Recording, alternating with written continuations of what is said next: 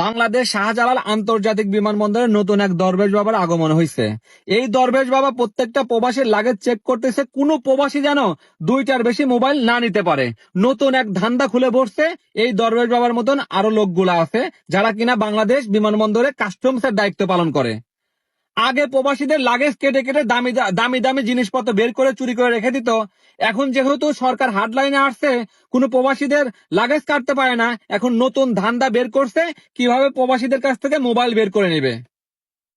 আমি এই দরবেশ বাবাকে জিজ্ঞেস করতে চাই, উনার মাথার চুল থেকে শুরু করে সবকিছুই তো পেকে গেছে। আমি জিজ্ঞেস করতে চাই, একজন একজন প্রবাসী এবং চোরাচালান কারবারি, তাদের কি পার্থক্য আপনি বুঝতে পারেন না? একজন প্রবাসী মাথার ঘাম পায়ে ফেলে যখন বাংলাদেশে যায়, তার নিজস্ব ইনকামের টাকা দিয়ে মোবাইল কিনে নিয়ে তার পরিবার পরিজনের কাছে যায়, আপনি এয়ারপোর্ট থেকে মোবাইলগুলো রেখে দিচ্ছেন। এইটা কোনো যৌক্তিকতা হইল? আপনার মোবাইল গুলা জব্দ করতেছেন।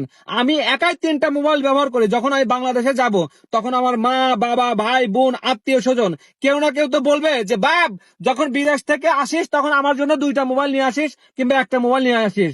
আর আমরা যখন মোবাইল নিয়ে বাংলাদেশ বিমানবন্দরে যাব, তখন আপনার মোবাইল গুলা জব্দ করে রেখে দিবেন। এইগুলা কি বাপের বাড়ির আবদার? আপনারা প্রবাসীদের ভিডিও গুলা ভাইরাল করতেছেন, প্রবাসীদের ভাবমূর্তি গুলা নষ্ট করতেছেন।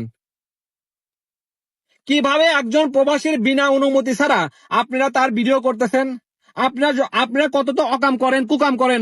ওইগুলার ভিডিও করতে গেলে তো আপনারা হইচই লাগাই দেন যে বিমানবন্দরের ভিতরে কোনো ভিডিও করা যাবে না। আমরা সঠিক তদন্ত চাই। আমরা হয়রানি মুক্ত ভাবে বাংলাদেশে যেতে চাই। আমরা চাই একজন রিয়াল প্রবাসীর সাথে যেন চোরাচালান কারবারির না মিস করা হয়। আমরা কেন 2টার বেশি মোবাইল নিতে পারবো না?